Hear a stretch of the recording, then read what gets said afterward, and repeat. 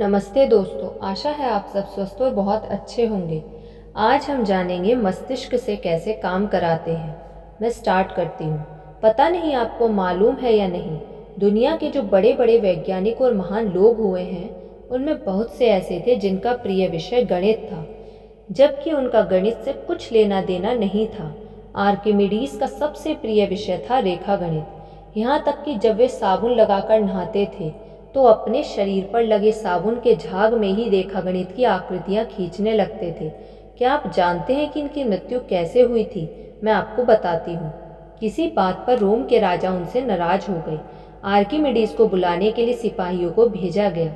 जब सिपाही आर्किमिडीज के पास पहुंचे तो देखा कि वो कोई गणित हल कर रहे हैं। आर्किमिडीज ने सिपाहियों की तरफ ध्यान नहीं दिया। जब अपमानित होकर सिपाहियों ने चिल्लाकर उनसे राजा के दरबार में चलने को कहा, तब गणित को हल करने में खोए हुए आर्किमिडीज ने जवाब दिया कि मैं अभी नहीं जा सकता, मुझे अभी समस्या हल करनी है। यह बात सिपाहियों को नागवार गुजरी। एक सिपाही ने अपनी तलवार निकाली और वही आर्किमिडीज का काम तमाम कर दिया। इतना महान वैज्ञानिक अपनी छोटी सी गलती के कारण अपने जीवन से हाथ धो बैठा। लेकिन मैं समझती हूँ कि वह नहीं बल्कि यह दुनिया ही उस महान वैज्ञानिक की देन के हाथ धो बैठी। फ्रांस का सम्राट नेपोलियन ना तो वैज्ञानिक था ना ही दार्शनिक, वह तो सेनापति था। इसके बावजूद उसे जन्मजात गणितज्ञ कहा जाता है। वह भोजन के बाद प्रतिदिन विद्वानों के साथ बैठकर गणित पर चर्चा करता था। वह हमेशा अपने युद्ध सामग्री की गिनती अंकों में करता था। तभी तो उसकी स्मरण शक्ति बहुत तेज थी और एकाग्रता की क्षमता तो आश्चर्यजनक की सीमा तक थी। वह स्वयं कहता था कि मुझे लगता है कि मेरे दिमाग में शतरंज की तरह अलग अलग खाने बने हुए हैं। मुझे जब जिसकी ज़रूरत होती है मैं उसे खोल लेता हूँ। यहाँ जानने लायक ज़रूरी बात यह है कि गणित का अभ्यास हमारे मस्तिष्क को कुछ नया सोचने और उसे संघर्ष करने के लिए बाध्य करता है। इसी से दिमाग की कसरत होती है।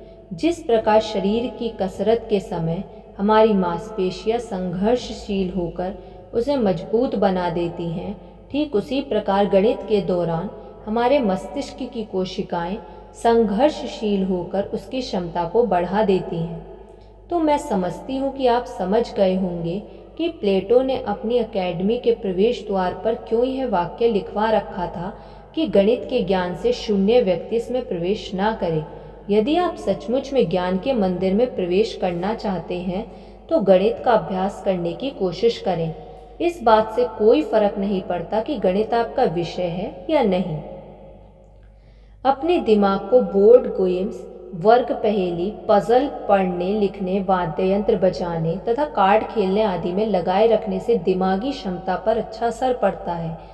बुढ़ापे में डिमेंशिया यानी याददाश्त होने और अल्जाइमर होने का खतरा कम हो जाता है। अंग्रेजी के अखबारों में वर्ल्ड क्विज आता है। अब हिंदी के अखबारों में भी वर्ग पहेली आने लगी है। हो सकता है कि आप इसे हल करने का फ़ायदा यह समझते होंगे कि इससे आपका शब्द ज्ञान बढ़ेगा। आप गलत नहीं हैं, लेकिन ऐसा करने से आपको जो फ़ायदा मिलता है वह इससे भी कई गुना अधिक है, जिसे आप शायद अनजान हैं। मैं उसे बताना चाहूँगी और मैं समझती हूँ कि मेरे बताने से पहले ही आप उसे जान गए हैं। क्या ऐसा नहीं है? देखिए, बात बहुत सीधी सी है।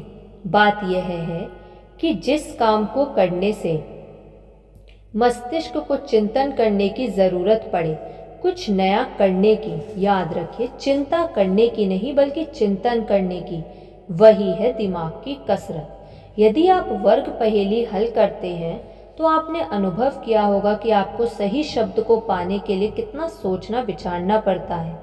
आप एक शब्द रखते हैं, यदि वह फिट नहीं बैठता तो दूसरा रखते हैं, यदि दूसरा फिट बैठ गया तो पहले वाला बेकार हो जाता है। अगर ये दोनों फिट बैठ गए तो उस शब्द का वह अर्थ नहीं निकला जो निकलना चाहिए था। यानी कि आपको सही शब्द लाने के लिए अपने दिमाग की डिक्शनरी को ना जाने कितनी बार खंगालना पड़ता है। बस यही तो है दिमाग की कसरत। जब दिमाग को खंगालना पड़े तो हो जाती है दिमाग की कसरत। मैं जानती हूँ कि अब आप यह सोच रहे होंगे कि बात तो ठीक है, लेकिन समस्या यह है कि इसके लिए समय कहाँ से निकाला जाए। मैं आपकी बात से इत्तेफाक नहीं रखती। इत्तेफाक रखूंगी, बशर्ते कि आप यह स्वीकार कर ले कि आप भारत के प्रधानमंत्री से भी अधिक व्यस्त व्यक्ति हैं। जी हाँ, मैं आपसे बिल्कुल सही कह रही हूँ। श्रीमती इंदिरा गांधी बिना नागा किए प्रतिदिन सुबह वर्ग पहेली हल करती थी, और वे ऐसा तब भी करती थी जब वे भारत की प्रधानमंत्री रहीं। आप जानते हैं कि वे 2, 4, 5 साल ही प्रधानमंत्री नहीं रही, बल्कि 15 साल तक रही हैं।